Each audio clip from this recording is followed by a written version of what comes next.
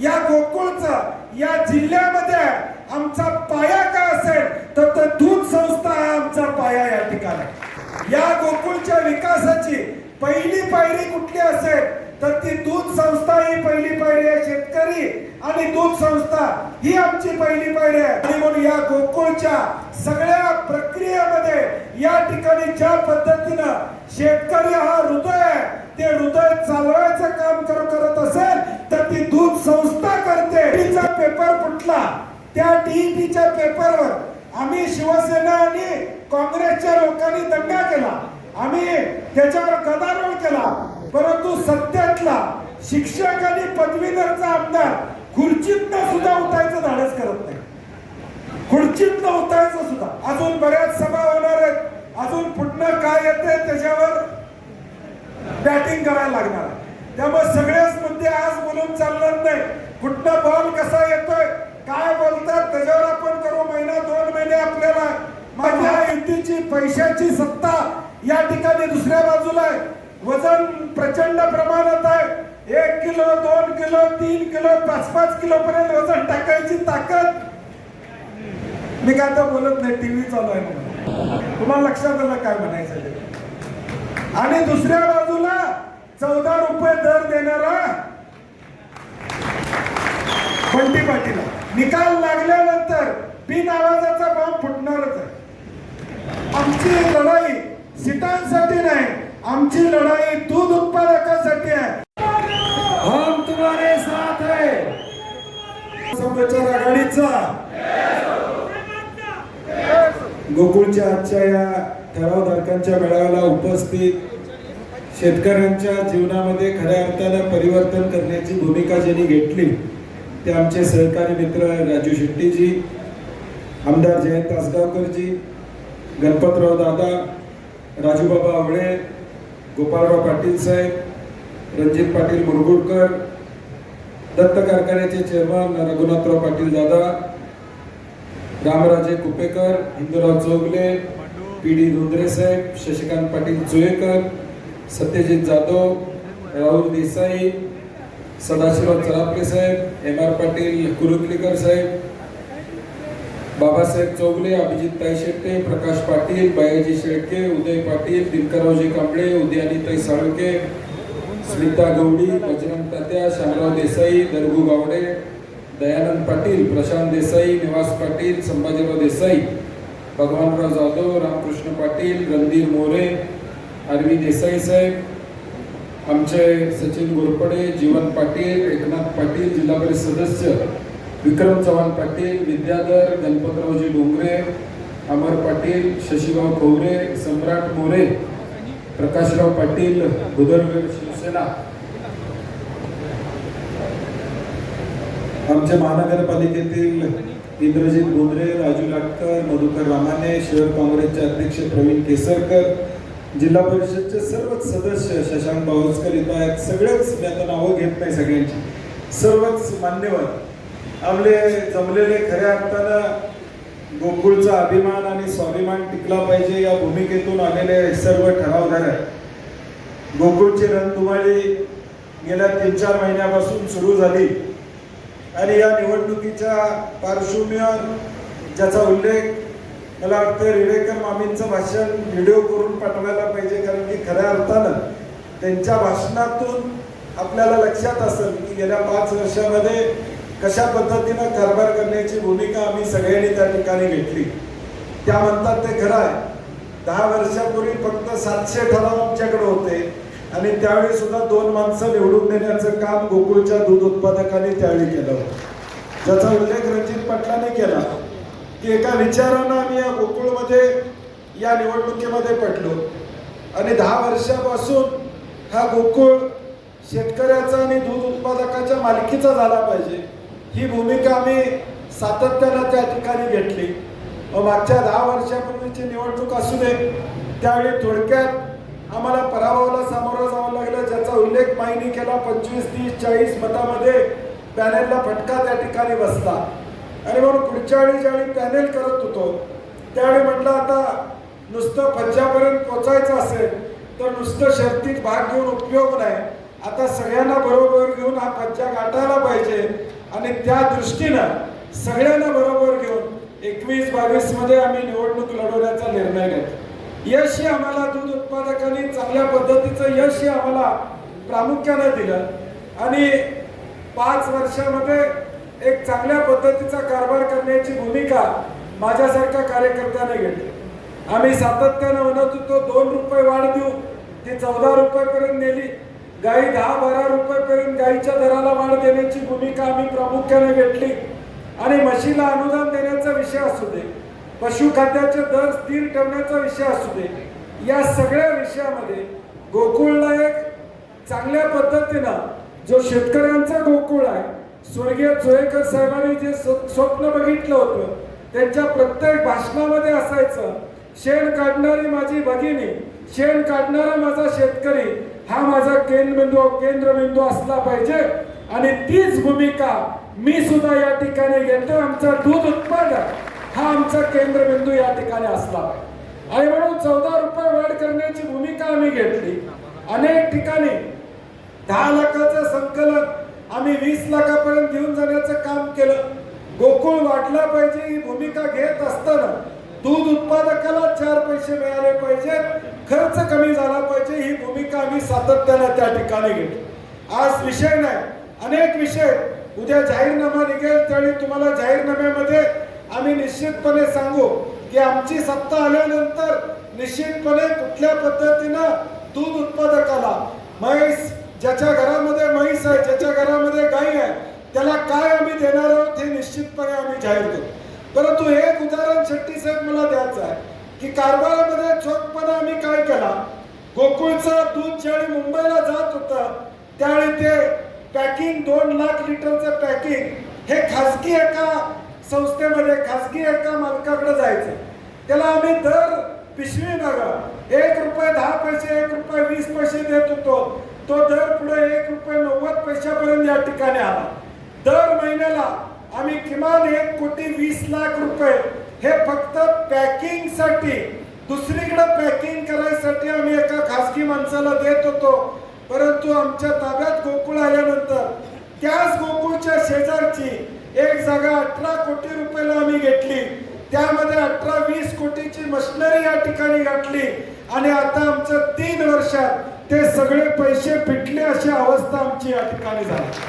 आज दर वर्षाला 12 कोटी रुपये जे आम्ही दुसऱ्याला देत होतो, आता आमच्या स्वतःच्या मालकीच्या प्रकल्पामध्ये आमच्या दुधाच्या पिशव्या या ठिकाणी करायचं काम प्रामुख्याने त्या ठिकाणी केलं। अशा अनेक उदाहरण आहेत। 1 रुपया मिळत असेल तर 86 पैसे हे गोकुळच्या दूध उत्पादकाला देण्याचं काम आपण करू। जसा फॉर्म्युला 70-30 चा शेट्टी साहेब उसाला इथं तर 86 पैसे आपण परत देण्याचं काम करतो। ते अजून 2 पैसे कसे वाढवता येईल हा आमचा उद्याच्या भविष्यकाळात त्या ठिकाणी प्रयत्न असणार आहे आणि म्हणून आज अवस्था गोकुळची काय ज्याचा उल्लेख शेट्टी साहेबांनी केला, आज उलट्या बाजूला असलेल्या लोकांच्यात कोण बोलू शकत नाही, सगळे सरकारच्या दबावाखाली या ठिकाणी। आज पॅनेल ठरलं, पॅनेल केलं तर पॅनेलचा निर्णय, उमेदवारीचा निर्णय हा कोल्हापूरमध्ये होणार आहे, मुंबईमध्ये आमचा होणार, कारण की गोकुळ कुठला आहे, कोल्हापूरचा। ही लढाई आता कोल्हापूरच्या अस्तित्वाची आहे, ही लढाई आता कोल्हापूरच्या मातीची आहे, ही लढाई आता कोल्हापूरच्या स्वाभिमानाची आहे, ही लढाई कोल्हापूरच्या अस्मिता स्वाभिमान आम्ही जपण्याची आहे, ज्याचा उल्लेख अनेक वक्त्यांनी आपल्या भाषणामध्ये या ठिकाणी केला। पहिला लढा 10 वर्षापूर्वी आम्ही केला, तो मल्टी स्टेट होऊ नये केला। मल्टी स्टेट झाला असता तर निवडणूक काय झाली नसती, मल्टी स्टेट नाही। म्हणून आज विरोधकां तुम्ही आमचे ठरावधारक असता तरी पै पावलं भेटा येतोय, बोलायला येतोय। आज ठरावधारकाला जी काही या ठिकाणी प्रतिष्ठा ही फक्त आणि फक्त मल्टी स्टेट न झाल्यामुळे आज मालकी आमची अबाधित नाही। आज 7 या गोकुळच्या 5,500 संस्थांचं नाव लागलं, या नाव लागायला मी म्हणत नाही माझं एकट्याचं श्रेय आहे, परंतु मल्टी स्टेटला विरोध केला म्हणून आज संस्थांचं नाव या 7 गोकुळच्या या ठिकाणी लागलं। नाहीतर या 7 अजून नावं लागली असती तर कुळाचं नाव लागलं असतं तर आमचं काय या ठिकाणी सातबाऱ्यावर याची मालकी राहिली नसती. आज ताठमानेनं आम्ही या कोल्हापुरातले संस्था सांगू शकतो की गोकुळमध्ये मी सभासद आहे, मी मालक आहे. ही भावना आम्ही या ठिकाणी निर्माण केली. तुमच्या मालकीचा हक्क अबाधित ठेवण्याचं काम आम्ही प्रामुख्याने या ठिकाणी केलं. मी 10 वर्षापूर्वी निवडणूक लढवली त्यावेळी रणजित दादा तुमच्या उलट निवडणूक लढवत असताना तुमच्या कुठल्या संस्था पत्र करायचं काम आम्ही केलं नाही का? केलं. आम्ही समोरासमोर निवडणूक लढवली. उद्याला निर्णय लोक घेऊ द्या. मी कधी संस्था पत्र करायच्या भानगडीत पडलो नाही. 5 वर्षापूर्वी लढलो नाही आपण. अभिजित त्यावेळी काय संस्था पत्र संस्थेवर कुठले मला वाटत नाही हरकत आपण कुठे घेतली. पॅनेल उभा करत असताना उलट्या बाजूच्या कुठल्या संस्थेवर हरकत घेतली नाही. कारण की मूळ पाया काय गोकुळचा? शेतकरी चंदगडचा या ठिकाणी म्हशीचं दूध काढतो. तो काय किटली भरून गोकुळ शिरगावला येणार आहे काय दूध घ्यायला? आमची अस्तित्व या गोकुळचं या जिल्ह्यामध्ये आमचा पाया काय असेल तर दूध संस्था हा आमचा पाया या ठिकाणी. या गोकुळच्या विकासाची पहिली पायरी कुठली असेल तर ती दूध संस्था ही पहिली पायरी आहे. शेतकरी आणि दूध संस्था ही आमची पहिली पायरी आहे. आम्ही एखाद्याची किटली 5 लिटरची या चंदगड मधनं आणून डायरेक्ट गोकुळ शिरगावला या ठिकाणी आणू शकत नाही. गगनबावड्यातली शाहूवाडीतल्या एखाद्या शेतकऱ्याचं दूध आम्ही डायरेक्ट गोकुळ शिरगावला आणू शकत नाही. आम्हाला लागते ती दूध संस्था लागते. जी दूध संस्था त्या सभासदाचं दूध गोळा करते आणि आम्हाला ते पोचवायचं काम या ठिकाणी करते. आणि म्हणून या गोकुळच्या सगळ्या प्रक्रियेमध्ये या ठिकाणी ज्या पद्धतीनं शेतकरी हा हृदय आहे ते हृदय चालवायचं काम करत असेल तर ती दूध संस्था करते हे आपण या ठिकाणी लक्षात ठेवलं पाहिजे. आणि म्हणून आता लढाई चालली आहे ते गोकुळ टिकवण्यासाठी तर चाललेलीच आहे, तो भाग आहेच. परंतु उद्या दूध संस्थेचं अस्तित्व सुद्धा या ठिकाणी राहिलं पाहिजे. आज आमच्या गावातली दूध संस्था अभिमानाने सांगते 1000 लिटर गोळा करतोय, 2000 लिटर या ठिकाणी गोळा करतोय. स्पर्धा असते आमच्या गावामध्ये. मी किती म्हशी आणल्या, मी किती म्हशी वाटल्या, मी या ठिकाणी आपलं देतोय बोनस किती दिला याच्यावर आमची स्पर्धा या ठिकाणी असते. मी भेट वस्तू किती दिल्या याच्यावर आमची स्पर्धा असते. संस्था मी कशी चांगली चालवली यासाठी आम्ही कॉलर टाईट करून जिल्ह्यामध्ये या ठिकाणी फिरत असतो. हा आमचा पाया आहे. मी मुद्दामून तुम्हाला हे काय सांगतोय कारण की ज्या ज्या राज्यामध्ये ज्या ज्या जिल्ह्यामध्ये असे सण निघाले तिथं नेटवर्क नव्हतं, दूध संस्थांचं नेटवर्क नव्हतं, दूध गोळा करून आणणारी व्यवस्था नव्हती आणि म्हणून ते संघ टिकले नाही. स्वर्गीय चोळेकर साहेबांच्या नेतृत्वानं दूरदृष्टीचा नेता या ठिकाणी होता, ज्याला खऱ्या अर्थानं शेतकऱ्याची जाणीव या ठिकाणी होती. खऱ्या अर्थानं शेतकऱ्याचे अश्रू पुसण्याचं काम त्यांनी या ठिकाणी केलं होतं. शशिकांत चोळेकर माई म्हणले ते बरोबर आहे. त्यांना चोळेकर साहेबांचा फोटो लावायचा काय अधिकार? कारण की शशिकांत चोळेकरांचं नाव या ठिकाणी फायनल झालं होतं. मी बाबासाहेब चौगले सिनियर आहे, त्यांना बोलवून समजावून सांगितलं होतं थोडं तुम्हाला थांबायला लागणार, आता आपल्याला शशिकांत चोळेकरनाच चेअरमन करावं लागणार. ही भूमिका मी प्रामुख्याने या ठिकाणी घेतली होती. ज्या घरानं आपलं आयुष्य या ठिकाणी दिलं, ज्या चोळेकर साहेबांनी इथं प्रत्येक बसणाऱ्या माणसाला शशी जर विचारलं चोळेकर साहेब भेटले होते का 100% हात वर येतील. 100% हात काय बरोबर आहे का नाही? 100% हात वर येते. शेट्टी साहेब चोळेकर साहेबांनी खऱ्या अर्थानं गोट्यापर्यंत जाऊन या ठिकाणी शेतकऱ्याला न्याय देण्याचं काम आपल्या हयातीत या ठिकाणी करण्याचा प्रयत्न केला. आणि म्हणून आज त्या नेतृत्वाला स्मरून आम्हाला उद्याचा कारभार या ठिकाणी करायचा आहे. उद्याच्या अनेक नवे संकल्प नव्या गोष्टी उद्याच्या काळात आम्हाला या ठिकाणी करायच्या आहेत. आज आमची लढाई चालली आहे ती गोकुळ टिकवण्यासाठी चालली आहे. शेट्टी साहेब म्हटले ते खरं आहे. उद्या या ठिकाणी हे कोणी काही बोलू शकत नाही. आज अवस्था एवढी वाईट आहे की या ठिकाणी बोलू शकत नाही. आम्ही आता सभागृहात आहे, सभागृहात बघतोय म्हणजे काल तर एवढा विषय या ठिकाणी झाला. टीईटीचा पेपर फुटला. त्या टीईटीच्या पेपरवर आम्ही शिवसेना आणि काँग्रेसच्या लोकांनी दंगा केला, आम्ही त्याच्यावर गदारोळ केला. परंतु सत्यातला शिक्षक आणि पदवीधरचा आमदार खुर्चीतनं सुद्धा उठायचं धाडस करत नाही. खुर्चीतनं उठायचं सुद्धा आम्ही म्हणतोय, अरे बाबांनो बोला, पेपर फुटलाय, तुम्ही ज्या शिक्षकाचं नेतृत्व करताय त्या शिक्षकासाठी ते बोला. जाऊ दे तिकडे तुमचं राजकारण, किमान शिक्षकांनी बोला. खुर्चीतनं उठायचं सुद्धा धाडस त्या आमदारांचं झालं. मी नाव घेत नाही, परंतु ते उठले सुद्धा नाही. म्हणजे आज यांची अवस्था, राज्यामधल्या सत्तेत असणाऱ्यांची अवस्था काय, तर या ठिकाणी मुक्याचा मार या ठिकाणी सहन करायचा. लोकांचा प्रश्न असला तरी त्या ठिकाणी बोलायचं नाही, भूमिका घ्यायची नाही. जे चाललंय ते निमूटपणे ऐकायचं, या पद्धतीचं धोरण आहे. आणि म्हणून उद्याच्या संकट काळी आपल्याला या ठिकाणी सक्षमपणे गोकुळ ताकदीने एकसंघ ठेवला तर जी येणारी संकट आहे त्या संकटावर आपल्याला मात करता येईल. येणारं जे आक्रमण आहे त्या आक्रमणाला तोंड द्यायचं असेल तर आमची स्वाभिमानी टीम आपल्याला या ठिकाणी न्याय देणार, हे आपण दूध उत्पादकांनी लक्षात ठेवा. आमची स्वाभिमानी या ठिकाणी समविचारी आघाडीच आपल्याला न्याय देणार, दूध उत्पादकाचं हित जोपासण्याचं काम करणार, हे आपण या ठिकाणी लक्षात ठेवलं पाहिजे. अजून बऱ्याच सभा होणार आहेत, अजून पुढनं काय येते त्याच्यावर बॅटिंग करायला लागणार. त्यामुळे सगळेच मुद्दे आज बोलून चालणार नाही. कुठनं बॉल कसा येतोय, काय बोलतात त्याच्यावर आपण करू. महिना 2 महिने आपल्याला, माझी आता आपल्याला कळकळीची विनंती आहे. आमची लढाई आता इथं ठराव दाखवायचे, हे आम्हाला काय आता पॅनेल मध्ये कोण घ्यायचं आहे, कुणाला सीट पाहिजे म्हणून आमचं चाललेलं नाही. आमचं ठराव चालल्यात काय, तर गोकुळ टिकवायसाठी, गोकुळ वाचवायसाठी.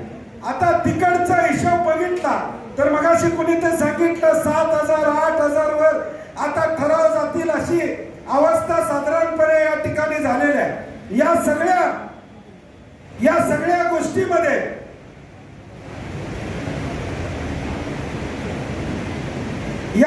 गोष्टीमध्ये आज आपण खात्रीलायक या ठिकाणी लक्षात ठेवलं पाहिजे. एका बाजूला महायुतीची पैशाची सत्ता या ठिकाणी, दुसऱ्या बाजूला वजन प्रचंड प्रमाणात आहे. 1 किलो 2 किलो 3 किलो 5-5 किलो पर्यंत वजन टाकायची ताकद. मी काय आता बोलत नाही, टीव्ही चालू आहे म्हणून तुम्हाला लक्षात आलं काय म्हणायचं ते. आणि दुसऱ्या बाजूला 14 रुपये दर देणारा बंटी पाटील, दुसऱ्या बाजूला दुधाला दर देणारी आमची आघाडी आहे. दुधाला न्याय देणारी आमची आघाडी या ठिकाणी, म्हशीला न्याय देणारी आघाडी आमची आहे, गाईच्या दुधाला न्याय देणारी आघाडी आमच्या बाजूला आम्ही आहे. आणि उलट्या बाजूला वजन घेऊन बसलेले लोक आहेत. आपण आता निर्णय घ्यायचा आहे की आपण कुठल्या बाजूला या ठिकाणी जायचं. इथं आलेले तर तुम्ही सगळेजण आमच्या बरोबर आहात याची मला निश्चितपणे खात्री आहे. परंतु मगाशी शशिकांत पाटील सोयकरांनी का कुणीतरी भाषणात सांगितलं, तुम्ही प्रत्येकाने किमान 5 ठराव तारखेला भेटलं पाहिजे आणि त्याचं परिवर्तन या ठिकाणी केलं पाहिजे. निकाल लागल्यानंतर बिन आवाजाचा बॉम्ब फुटणारच आहे. कारण की उलट्या बाजूला हाय का नाही, आपल्यात काय खतखत आहे का, आपल्यात काय खतखत आहे का, पलीकडं आहे का नाही, किती आहे, हा मारामारी आहे. म्हणजे पलीकडे एवढी खतखत लागल्या, उमेदवारीवरनच खतखत लागल्या की माझं का तुझं, मला किती शिटा तुला किती शिटा, ह्याच्यावरच आता शक्ती प्रदर्शन चाललेलं आहे. आमची लढाई सीटांसाठी नाही, आमची लढाई दूध उत्पादकासाठी आहे, हे आपण या ठिकाणी लक्षात ठेवलं पाहिजे. आमचा लढा आहे तर दूध उत्पादकाला न्याय देण्यासाठी हा लढा आहे. आमचा लढा या ठिकाणी सीटांसाठी या ठिकाणी नाही. त्यामुळे माझी आपल्याला विनंती असणार आहे की आता आकडेवारी मी जरा तुम्हाला सांगायचे मला, कारण की बरंच वेगवेगळ्या पद्धतीने या ठिकाणी आकडेवारी समोर येते. कोल्हापूर जिल्ह्यातील सर्वच अचूक घडामोडींसाठी डिजिटल कोल्हापूरच्या सर्वच प्लॅटफॉर्मला लाईक, फॉलो, सबस्क्राईब करा.